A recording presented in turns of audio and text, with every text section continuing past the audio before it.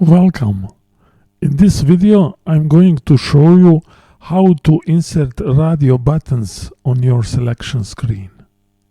In your program you have to use the statement parameters with your radio button name.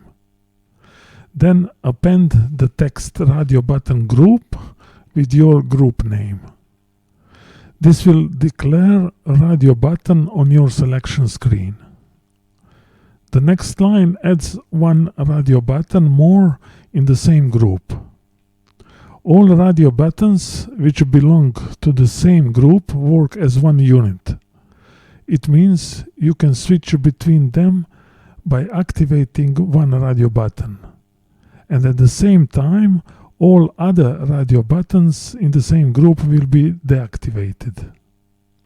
In the declaration of this radio button, there is also the additional text default, followed with X literal. That means that each time you start the program, then exactly this radio button will be the active one. The next statement just separates different radio button groups with additional empty line. Here is another radio button group. And in this block we have the third radio button group. But this group we want to be placed in only one line. You can do that by starting your block with the statement selection screen begin offline. The block has to be closed with the statement selection screen end offline. With the statement selection screen comment for field, you can insert some description behind your radio button.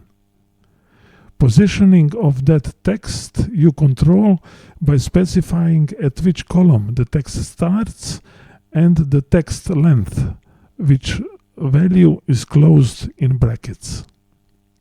All texts for your radio buttons you can specify by clicking on Text Elements button and then selecting Selection Texts tab. After editing these texts, remember always to activate the change by clicking on Activate button. If I now execute the program, it is visible that all radio buttons have their texts properly assigned. Also, it is visible that each group of radio buttons work as intended. There are two events which can help you to control the status of your radio buttons. The event at selection screen output is triggered each time exactly before displaying your selection screen. In this event, the user input from previous displays of the same selection screen are overwritten. And the event at selection screen is erased as the last event in selection screen processing. Any user input you can check in this event because at that point in time input data is transferred to your program. You test your radio button status by the statement if your radio button name is not initial, like in this line here and in this line here. There is also one more type of radio button status checking. It is when you use the addition user command, where the event at selection screen is immediately triggered after any radio button change in the same group. The example for that case is shown here with the radio button 5 in this line. The user command is UCO. By checking the system field UCOM, which stands for user command, you can double check user input. The important thing to remember is if you want to check user input in another event, then you have first to save the content of the system field in a global variable, like it has been done in this line. And then you can check the content of the global variable in another event, like it has been done in this line here and in this line here. Now I'm going to set up 3 breakpoints so you can see how the sequence of events work. One breakpoint here, the second one here, and the last one here. I'm going to execute the program, and we see in the debugger that we have immediately jumped into event before output. I'm going now to display all variables what we have.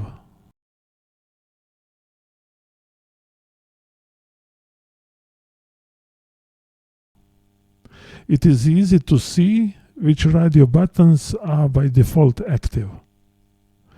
Now I'll click on Continue button. I'll activate radio button 1, then radio button 4. You have noticed that no new event has been triggered. Now I'm going to activate radio button 7, in which group we have a user command implemented. And it is visible that event has been triggered. And we can see that system field has our user command UCO. Also is visible that radio buttons 1, 4 and 7 are active now.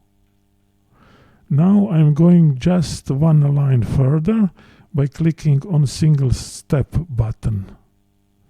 Now our global variable has the same value as the system field. Now I'm going to click on Continue button. We jumped now again in the event before output as expected. And we can see that the system field has been cleared. But our global variable has the backup value which we can test if our logic needs it. Now I'm going to click on Continue button. And now I'm going to click on Execute button. We have again jumped into event after user input. The system field has new value. I'm going to click on Continue button again. And we are now in start of selection event. The system field is empty and global variable has the value of the system field from the previous event. By clicking on Continue button again, the report displays the global variable content.